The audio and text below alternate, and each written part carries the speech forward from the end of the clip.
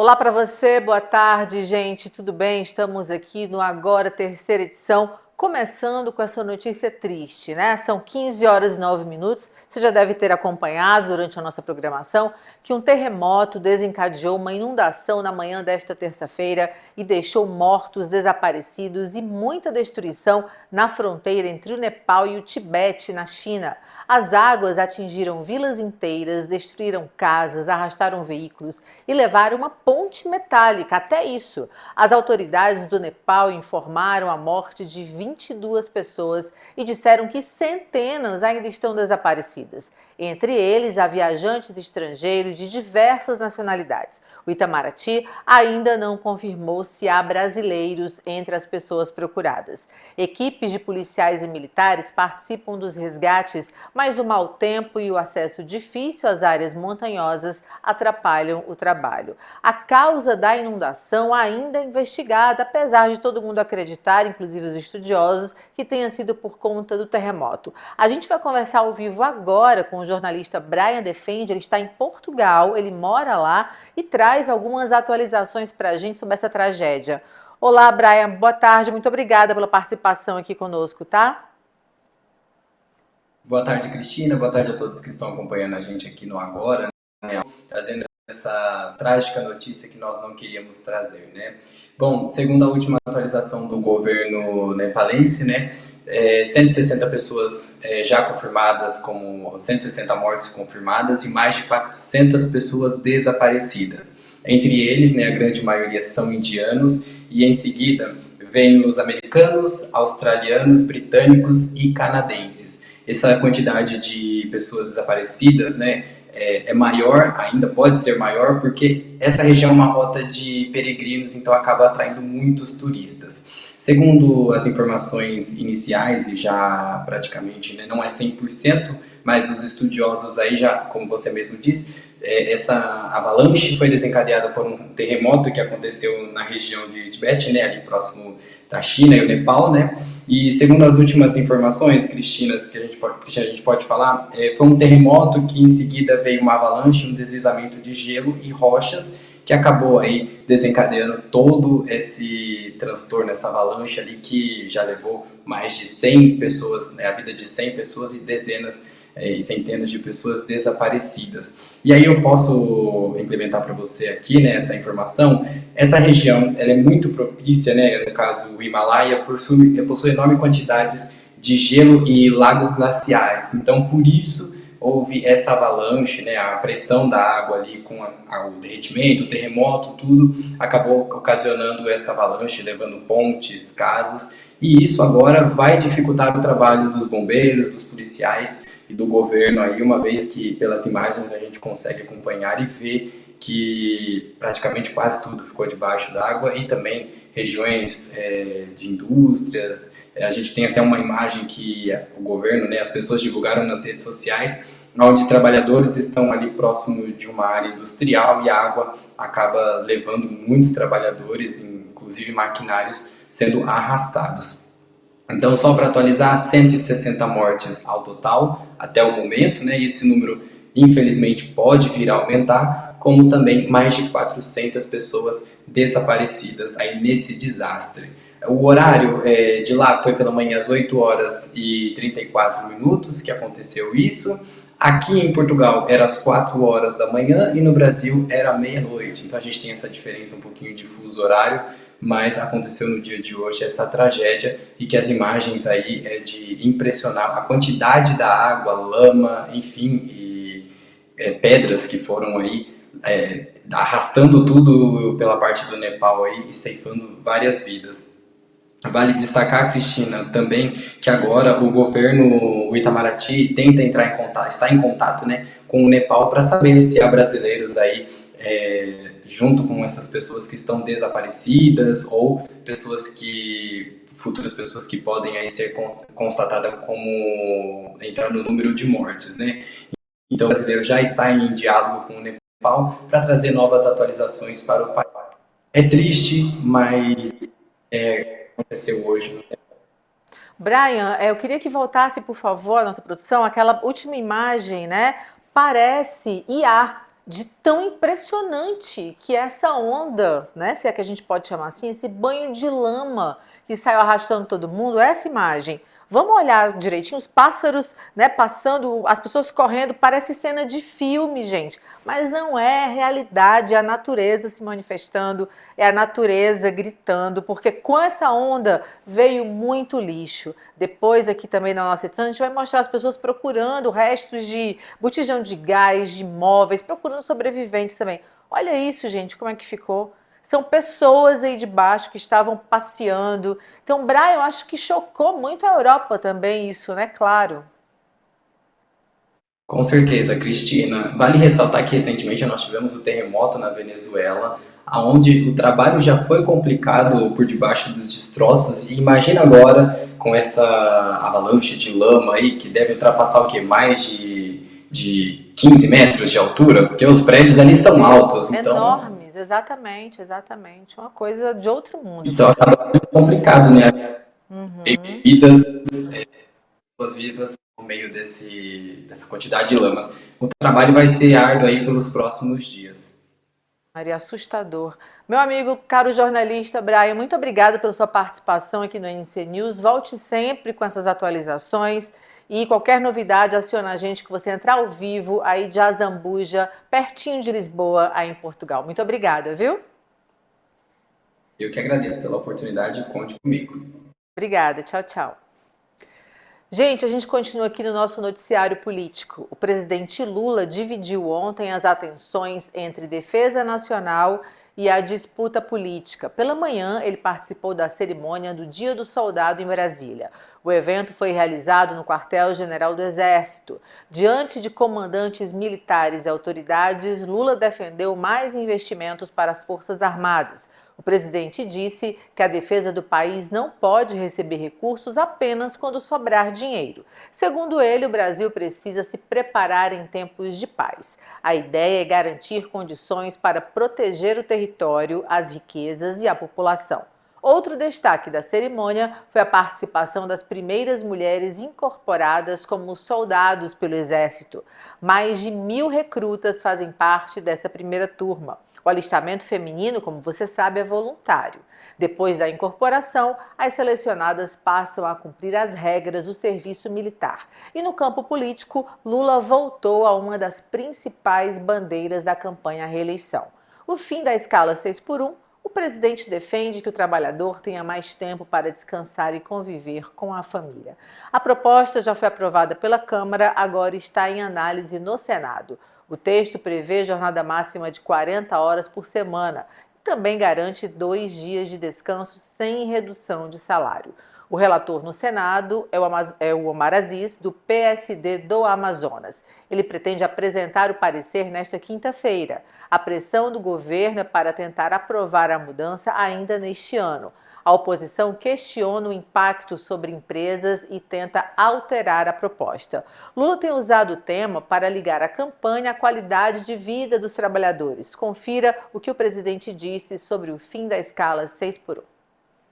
Meus amigos e minhas amigas, eu passei grande parte da minha vida dentro de uma fábrica ou no movimento sindical. De 1959 a 1972, meu mundo era o chão de fábrica. De 72 a 81, meu mundo era a defesa dos trabalhadores do sindicato. Eu sei o que é uma jornada de trabalho em que as pessoas trabalham a semana inteira e só tem um dia para descansar. E quando chega no dia do descanso, eu tenho aquele que mais trabalha. Porque ele tem que ajudar um amigo a fazer a casa, ele tem que cavar um poço, ele tem que montar a parte elétrica da casa, ele tem que fazer uma laje, ou seja, é uma vida muito sacrificada, do homem e da mulher. Por isso, nós mandamos um projeto para o fim da escala 6x1, que já foi aprovado na Câmara, porque o presidente Hugo Mota colocou para votar. Eu tenho certeza que o presidente Alcolumbre também vai votar a escala 6x1. Nós vamos acabar com essa jornada escrava de trabalho. Eu tenho certeza que vai ser bom para você descansar, cuidar dos filhos, estudar e ter lazer. E para sua mulher muito mais, porque ela vai ter também 2 dias para descansar, para curtir a família e para fazer os afazeres de casa junto com você. Por isso, eu tenho certeza absoluta que aqueles que são contra, o de sempre, Aqueles que são contra, porque acham que se aprovar é um benefício para mim, estou totalmente equivocado. O fim da escravidão por um é um benefício para milhões de homens e mulheres que estão cansados de ser escravos e querem descansar um pouco mais. Por isso, vamos lutar. Vamos trabalhar com o Senado e vamos aprovar o fim da escravidão por um para o bem-estar do povo brasileiro. Muito obrigado. E do outro lado da disputa, Flávio Bolsonaro começou a campanha pelo Nordeste. Ontem, o candidato do PL esteve em Alagoas, estado do vice Alfredo Gaspar. Os dois falaram com apoiadores em frente ao shopping Zumbi dos Palmares. A região é estratégica para a campanha presidencial. Flávio tenta reduzir a vantagem que Lula mantém entre os eleitores nordestinos e voltou a apostar no discurso duro sobre segurança. O candidato defendeu a castração química para condenados por crimes sexuais. A proposta já aparece em outros atos de campanha.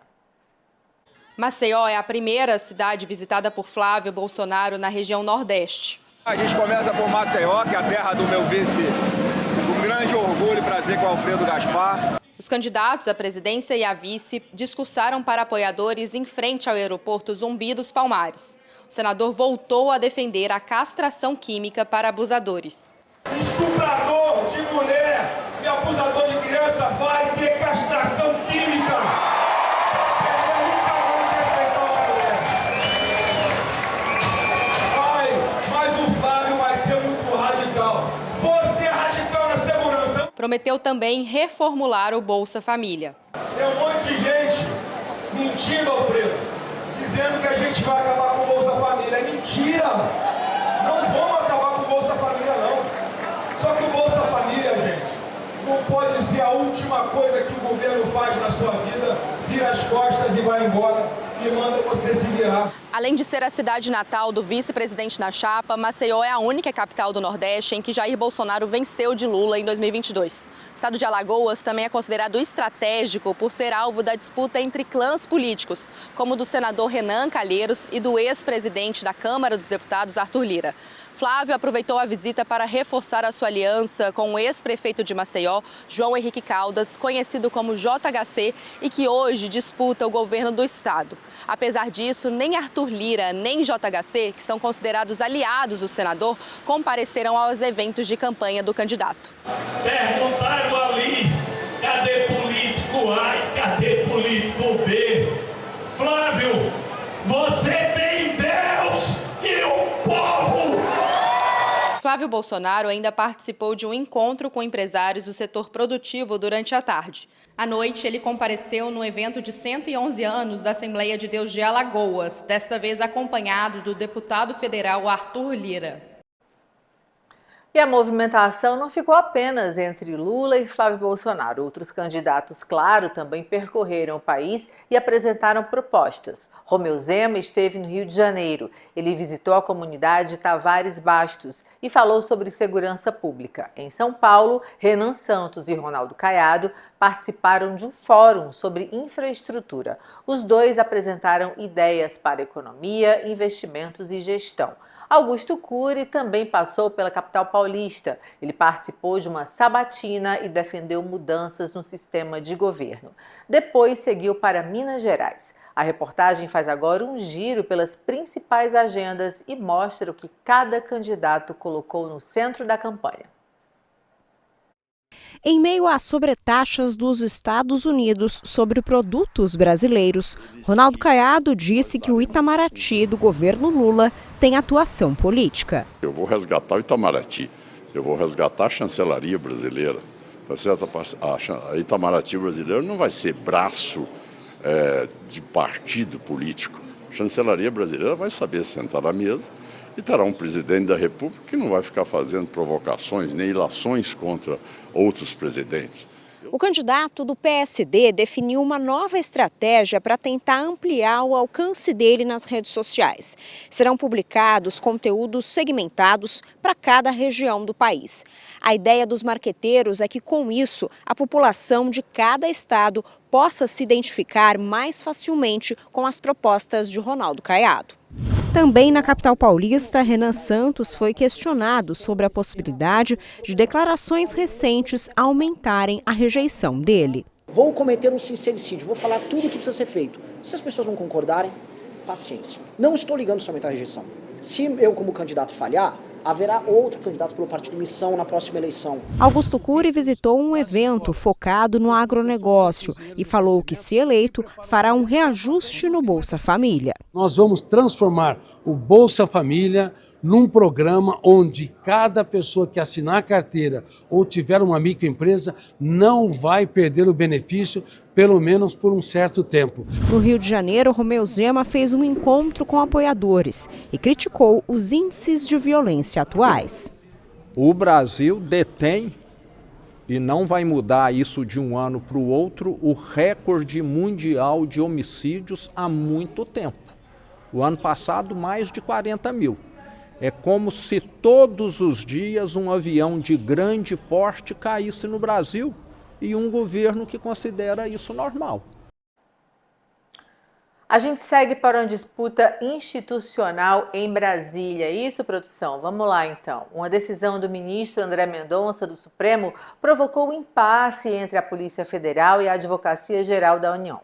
Mendonça determinou que a PF compartilhe dados brutos da investigação sobre fraudes no INSS. Entre esses materiais, digamos assim, estão informações de quebras de sigilo de Fábio Luiz Lula da Silva, o Lulinha.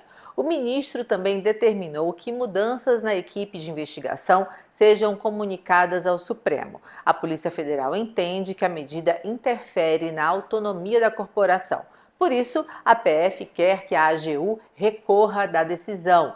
Mas o advogado-geral da União, Jorge Messias, defende uma tentativa de acordo. A defesa de Lulinha nega irregularidades e as investigações ainda estão em andamento. Quem explica mais pra gente, direto da capital federal, é o repórter André Rosa.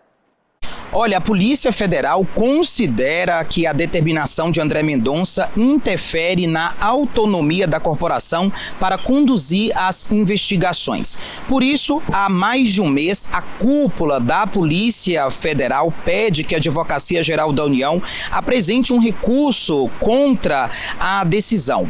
Bom, internamente, a avaliação é de que as regras impostas pelo relator, no caso o ministro André Mendonça, podem criar limites para a atuação dos investigadores. Bom, Mendonça determinou o compartilhamento dos dados brutos da investigação aí sobre fraudes no INSS. Entre esses materiais aí, então, estão informações obtidas a partir de quebras do sigilo fiscal, bancário, do sigilo telemático de Fábio Luiz Lula da Silva, o Lulinha, e também da lobista Roberta Luxinger. O objetivo do ministro André Mendonça é ter acesso direto ao conjunto de elementos reunidos durante toda esta apuração. Bom, a decisão também determinou que eventuais mudanças na equipe responsável pela investigação sejam informadas ao relator, no caso aí ao ministro André Mendonça. E a AGU, agora, comandada por Jorge Messias, tem defendido que o impasse seja resolvido por meio de diálogo, sem a apresentação imediata do recurso. E essa estratégia toda é evitar que a divergência se transforme em um embate formal entre órgãos do próprio governo e também do Supremo. Bom, por fim, a relação já vinha ali sendo desgastada. Um dos pontos de atrito foi a demora de mais de 7 meses para que a PF enviasse ao ministro dados ali das quebras dos sigilos relacionados ao Lulinha. E a troca na coordenação da equipe que investiga o caso do INSS também aumentou a tensão entre o gabinete do ministro André Mendonça e também a corporação. Olha, o episódio ele ampliou aí uma crise que até então, né, vinha sendo tratada principalmente só nos bastidores, mas agora já é uma crise mais evidente aí que está sendo tratada aí entre os órgãos. A gente vai, claro, seguir acompanhando todos os desdobramentos. Obrigada, André. E quase metade dos candidatos nas eleições deste ano se autodeclararam negros. Mas representatividade ainda avança lentamente. Um levantamento do INESC e da Comodata, com base em dados do TSE, mostra que pretos e pardos somam 49,8% das candidaturas válidas, abaixo dos 55,5% que representam a população brasileira. Entre as mulheres, o avanço foi ainda menor, enquanto indígenas e quilombolas seguem subrepresentados. O estudo também alerta para a desigualdade no acesso aos recursos de campanha e à estrutura eleitoral.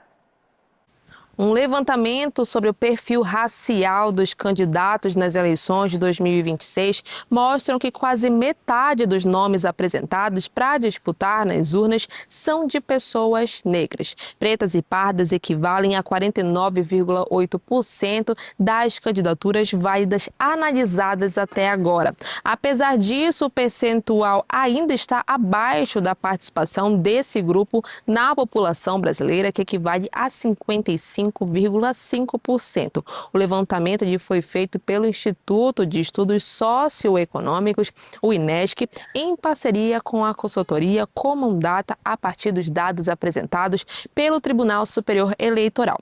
Foram analisadas mais de 20 mil candidaturas válidas até o dia 16 de agosto. Desse total, 10.191 candidaturas se autodeclararam como pretas ou pardas. São 2.789 pessoas pretas que representam 13,6% das candidaturas e 7.402 candidaturas consideradas pardas, o equivalente a 36,2%. Apesar de ainda existir uma diferença em relação à composição da população brasileira, o número representa uma mudança quando comparado às eleições de 2022. Naquele ano, as candidaturas de pessoas negras correspondiam a 35,5% do total analisado.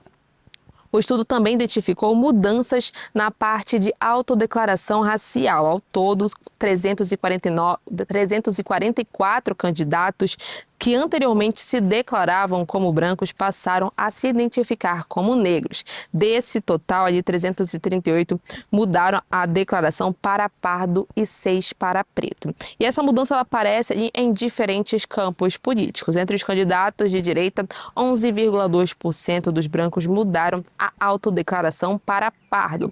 No centro, foram 11,6% e na esquerda, 11,7%. Para a pesquisadora Carmela Zigoni, do INESC, uma das possíveis explicações é que partidos e candidatos estejam ampliando o espaço dado ali à pauta racial para alcançar eleitores negros e também pessoas interessadas nesses temas. Mas a pesquisa ela chama a atenção para um outro ponto. Estar na disputa eleitoral não significa necessariamente ter as mesmas condições de campanha. Segundo o INESC, o acesso aos recursos para as candidaturas negras piorou.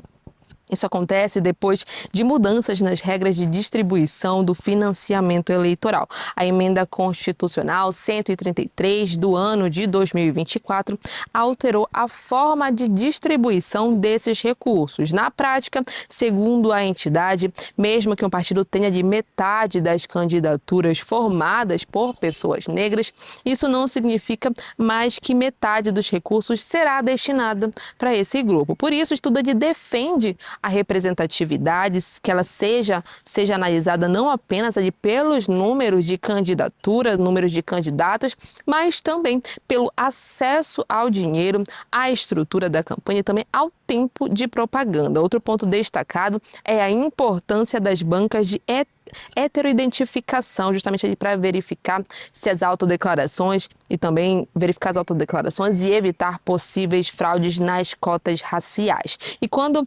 raça e gênero são analisados conjuntamente, de forma integrada, a desigualdade fica ainda mais evidente. Homens brancos continuam sendo o maior grupo isolado entre os candidatos, são 6.688 ou 32,7% desse total. Depois aparecem os homens pardos com 24,1%, as mulheres brancas com 16% e as mulheres pardas com 12,2%. As mulheres pretas representam 6% das candidaturas, enquanto os homens pretos correspondem a 7,6%. No geral, a participação das mulheres cresceu apenas 1% em relação às eleições de 2022. Entre as mulheres negras, o avanço foi ainda menor, de 0,5%. Das 7.116 mulheres que disputam as eleições em 2026, 52,2% são de candidaturas de mulheres negras. O levantamento ainda é parcial. Os resultados completos, incluindo ali outros recortes de gênero e raça, devem ser divulgados no fim do mês de setembro. Além das candidaturas negras, o estudo identificou 191 pessoas ali autodeclaradas indígenas, o equivalente a 0,9% do total. Em 2022, eram 172 candidaturas. Também foram registradas 212 candidaturas quilombolas, que representam ali 1% do total. Desse grupo, 110 são homens e 102 são mulheres. Os pesquisadores avaliam que, apesar do aumento da presença de pessoas negras na lista de candidatos, o ritmo desse crescimento diminuiu. E o alerta é que a representatividade política ela não depende ali apenas de estar na urna, mas também passa ali pela parte de financiamento e estrutura e condições reais de disputa nas eleições de 2026. Obrigada, Bárbara. E a inteligência artificial já é um dos grandes desafios das eleições deste ano. O TSE endureceu as regras para o uso de conteúdos produzidos ou alterados por IA e mantém restrições contra deepfakes capazes de enganar o eleitor. A Justiça Eleitoral também discute novos critérios para identificar esse tipo de manipulação durante a campanha. André Rosa volta conosco. Ele conversou com a advogada e consultora legislativa em direito eleitoral, Priscila Terra, e traz os detalhes em uma entrevista exclusiva para a gente. Olha só. Olá a todos. Olha, a inteligência artificial já é um dos principais desafios das eleições de 2026 e pelas regras do TSE, conteúdos de campanha produzidos ou alterados por IA precisam ser identificados de forma clara. Já o uso de deepfakes capazes de imitar ali de forma realista a imagem ou a voz de uma pessoa está sujeita ali às restrições mais rígidas da Justiça Eleitoral. Bom, e essa discussão ganhou um novo capítulo porque o ministro André Mendonça propôs ao TSE que só seja considerado deepfake o conteúdo com grau de realismo capaz de fazer o eleitor acreditar que aquela imagem ou fala é verdadeira.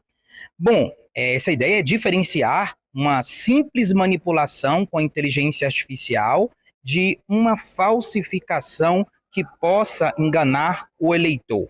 O TSE também ampliou a fiscalização, o tribunal fechou parcerias para combater áudios falsos gerados ali por IA e vem discutindo como julgar os primeiros casos de deepfakes desta campanha.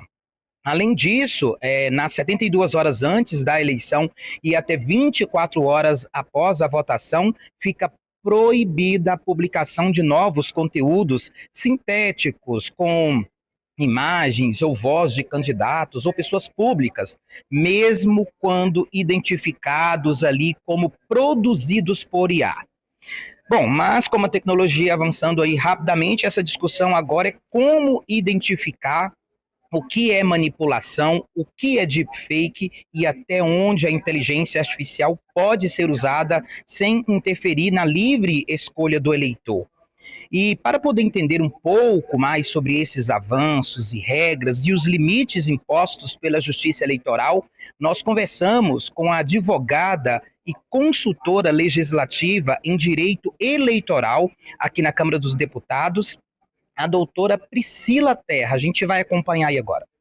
Nós estamos principalmente na fase de conscientização da população.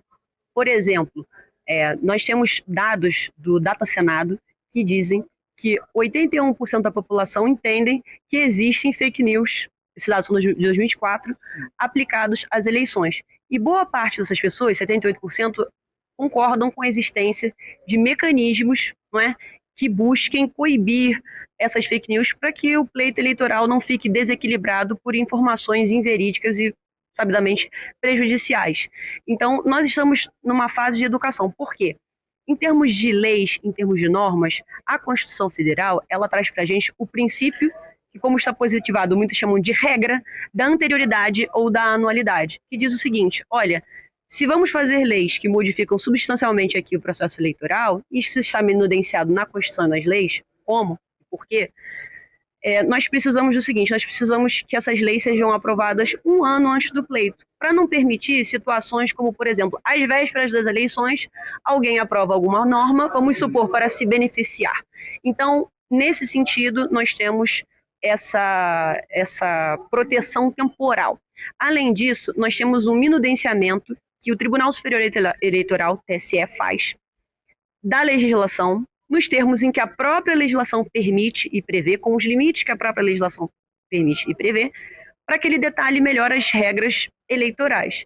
E antes disso, é previsto, e o TSE fez, para efeitos dessas eleições agora de 2026, o TSE faz audiências públicas com a população, aí vem organizações da sociedade civil, vem ONGs, vem representantes de grupos de tecnologia, enfim, vem uma série de pessoas e grupos de interesses diversos para dizer, olha, eu gostaria que as resoluções fossem de determinada forma, porque eu acho mais justo assim, assim, assim, pelos motivos jurídicos tais e tais e tais. E aí o TSE, munido desse contato com a população, reflete e edita as resoluções aplicáveis. Nós temos uma resolução para propaganda eleitoral 23.610 de 2019, e ela foi alterada em 2024 e 2026, prevendo todas essas mudanças tecnológicas. Então, em termos normativos, nós já temos muitos avanços. O que falta? Para bem e para mal, muitas vezes as normas elas precisam ser vagas, porque elas não vão conseguir contemplar tudo, mas ao mesmo tempo a gente tenta, da melhor forma possível, que as pessoas não se aproveitem, digamos assim, de brechas, ou a gente tenta coibir de alguma forma. Então, o que vai ser definido muito hoje vai ser a jurisprudência, o que efetivamente ficar decidido. A jurisprudência vai definir muita coisa agora, muitos detalhes de o que significa isso, ou qual mecanismo vai poder ser usado, ou qual rito. Isso é muito debatido, não é? Colegas eleitoralistas, como eu, colegas da ABRADEP, a Associação Brasileira de Eleitorado Político, servidores do TSE, debatem muitos temas sobre rito, qual ação vai ser usada, ou não é ação, ou é isso, ou é aquilo. Então, muita coisa ainda vai ser definida. Mas o que importa para a população agora é conhecer aplicativos como Pardal e sistemas de combate à desinformação que a Justiça Eleitoral tem, mecanismos de denúncia quando você desconfiar de que um conteúdo sintético é inverídico e prejudicial, denunciar isso à Justiça Eleitoral, procurar se informar. A imprensa tem um excelente papel de informação, mas as pessoas também precisam procurar ativamente as informações, não apenas recebê-las passivamente quando calhar de a imprensa conseguir entrar em contato. E é isso, para o candidato também gravar no sentido de guardar, preservar a prova de que o que você fez era verídico. Sim. Todas as provas do conteúdo bruto da melhor forma possível para, diante de algum questionamento da Justiça Eleitoral, poder mostrar. Porque, diante dessa desconfiança gigantesca, existe um termo chamado dividend liar, o dividendo do mentiroso. Liar's dividend. Então, o que acontece? Qual que é o dividendo do mentiroso? As pessoas sabem que existem tantas informações falsas que tudo Sim. pode ser acusado de ser falso. Então, para o candidato, preserve sua prova e, na hora de questionar judicialmente, por qualquer via, o conteúdo do adversário, da mesma forma preservar da melhor forma possível essas provas para poder apresentar à Justiça Eleitoral. Pesquisa Quest mostra Omar Aziz na liderança pela disputa ao governo do Amazonas, com 26% das intenções de voto. Roberto Cidade tem 18%, Maria do Carmo tem 16% e Davi Almeida tem 15%, em cenário de empate técnico entre os três. No segundo turno, a disputa fica acirrada, com 5 dos 6 cenários testados em empate técnico. A primeira pesquisa Quest realizada após o início oficial da campanha eleitoral mostra o senador Omar Aziz, do PSD, liderando a disputa pelo governo do Amazonas. No cenário estimulado, quando os nomes são apresentados para os eleitores, Omar aparece com 26% das intenções de voto nas eleições de 2026. Na sequência aparece Roberto Cidade, do União Brasil, com 18%. Maria do Carmo Cefair, do PL, com 16%, Davi Almeida, do Avante, com 15%. Como a margem do erro da pesquisa é de 3 pontos para mais ou para menos, os 3 nomes eles aparecem tecnicamente empatados na segunda colocação da disputa. Ainda no cenário estimulado, Cabo Daciolo, do Mobiliza, aparece com 2% das intenções de voto, Isael Munduruku, da Rede, aparece com 1%, enquanto Gilberto Vasconcelos, do PSTU, não pontua na pesquisa. O levantamento mostra ainda um eleitorado dividido em relação à decisão sobre o voto deste ano. 16% dos entrevistados estão indecisos, outros 6% afirmam que pretendem votar em branco ou anular o voto ou mesmo não comparecer às urnas em 2026. E quando os nomes dos candidatos são apresentados, a chamada pesquisa espontânea, Omar Aziz também aparece na frente com 10%, Maria do Carmo com 7%, Roberto Cidade com 6%, Davi Almeida com 4% e Cabo Daciolo com 1%.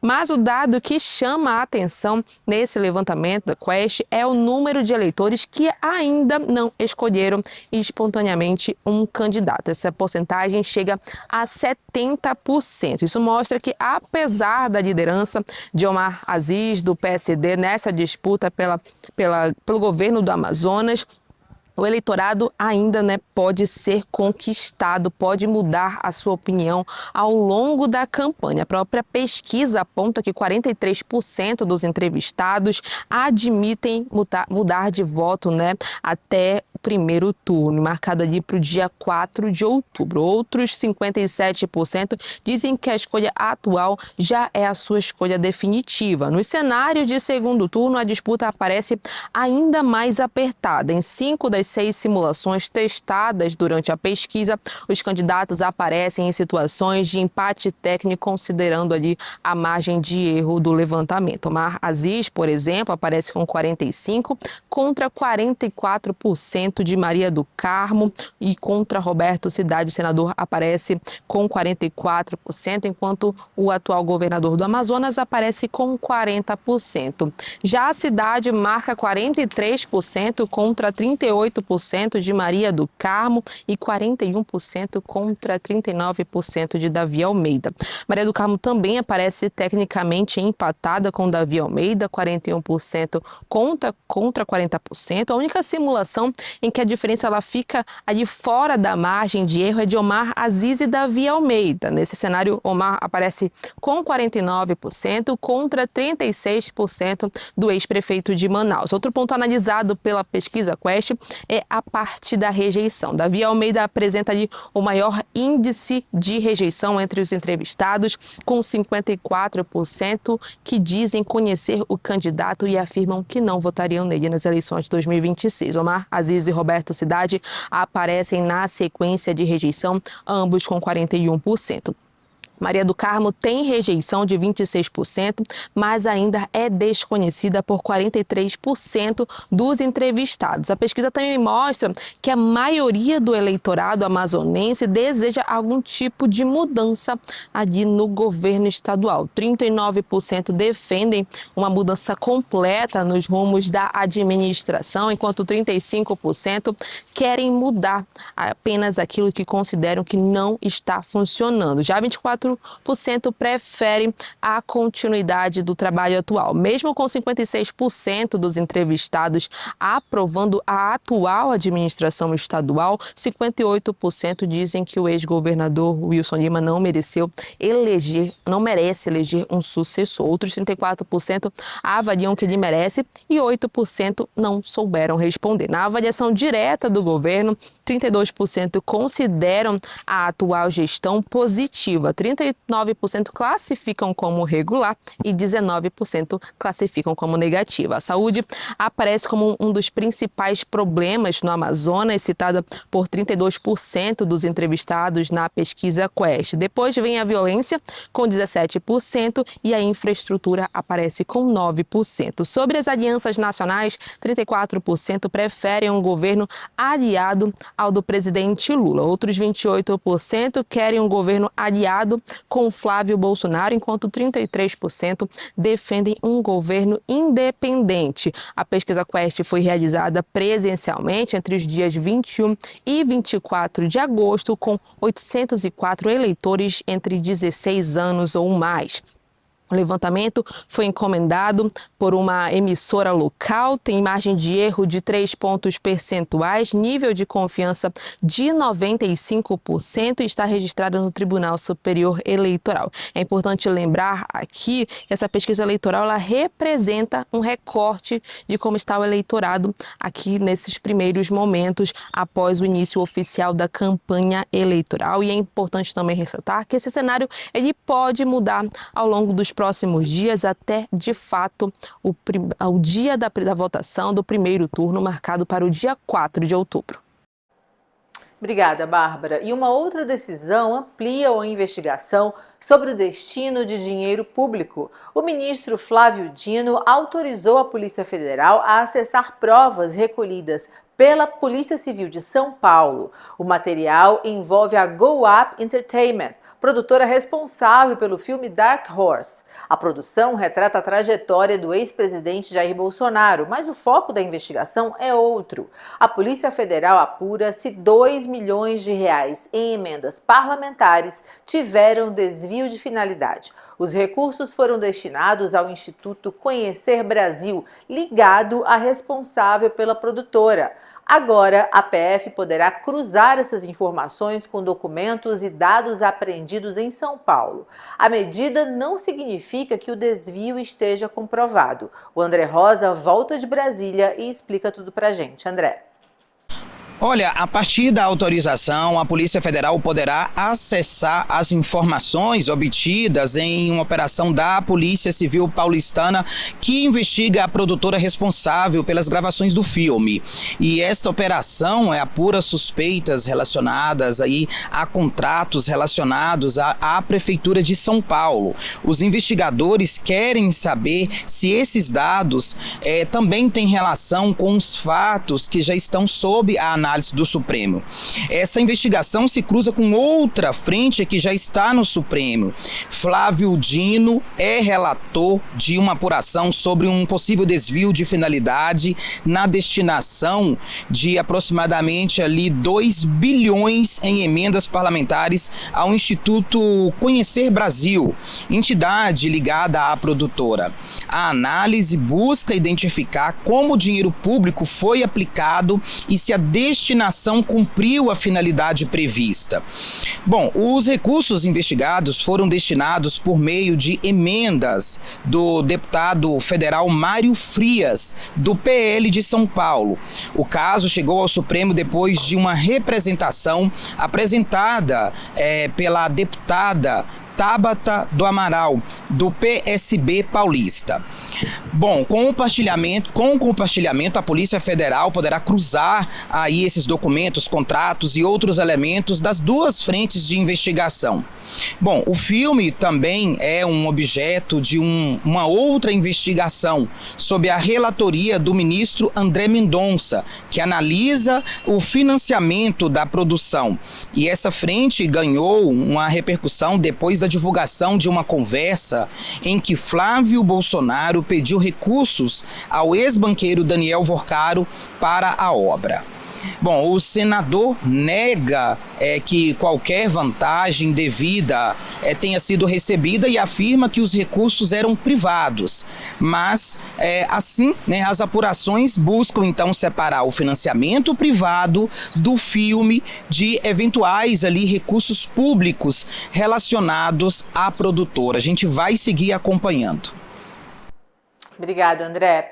E a gente volta com uma nova disputa entre as duas maiores potências do mundo. Desta vez, o ponto de tensão é o Irã. Os Estados Unidos ampliaram as sanções contra Teherã e ameaçam punir empresas e países que mantiverem negócios com os iranianos. A China, principal parceira comercial do Irã, reagiu. Pequim diz que sua cooperação com o país é legítima e afirma que não aceitará a interferência de Washington. O governo chinês também promete adotar medidas para proteger empresas e interesses do país. Mas, por enquanto, os americanos evitaram atingir os principais bancos chineses, mas avisaram que ninguém está fora do alcance das sanções. O impasse coloca mais pressão sobre uma relação comercial que já é muito delicada e pode sim transformar a crise com o Irã numa nova disputa entre Washington e Pequim. A reportagem mostra até onde essa queda de braço pode chegar. Em Teherã, os cartazes com a imagem de Donald Trump em tom de crítica se multiplicam. Sem sinais de recuo, Washington afirma que vai punir financeiramente empresas, pessoas e países que fizerem negócios com o Irã. Em Pequim, o porta-voz do Ministério de Relações Exteriores chinês disse que sanções unilaterais não têm base legal internacional e não são autorizadas pelo Conselho de Segurança da ONU. O país asiático também afirmou que o comércio com o Irã não deve ser alvo de interferências e que vai defender os próprios interesses. É com essa pressão econômica que os Estados Unidos parecem querer sufocar os recursos iranianos em meio à ofensiva militar que está prestes a completar 6 meses. Enquanto a China se posiciona de forma dura, outros países como a Rússia e a Turquia parecem esperar para ver o que realmente vai acontecer. Nesta terça-feira, Donald Trump anunciou que todas as minas navais instaladas no Estreito de Hormuz foram removidas e ameaçou dizendo que qualquer embarcação iraniana que tentar colocar novos explosivos ou impedir a navegação vai ser imediatamente destruída. O bloqueio em vigor desde o início da guerra, em fevereiro, elevou o preço dos combustíveis em todo o planeta. A região já foi a passagem de 1/5 do petróleo global. Também nesta terça, o Serviço Secreto dos Estados Unidos anunciou que está investigando um vídeo veiculado pela imprensa estatal do Irã e que supostamente faz ameaças a Barron Trump. O filho caçula do presidente norte-americano tem 20 anos de idade e é fruto do casamento com a primeira-dama, Melania. Citando questões de segurança, o conteúdo do material não foi divulgado pelos Estados Unidos. A gente volta daqui a pouco com Boa Tarde Brasil, com muito mais informação para você. Não sai daí não que eu já volto, tá? Tchau, tchau.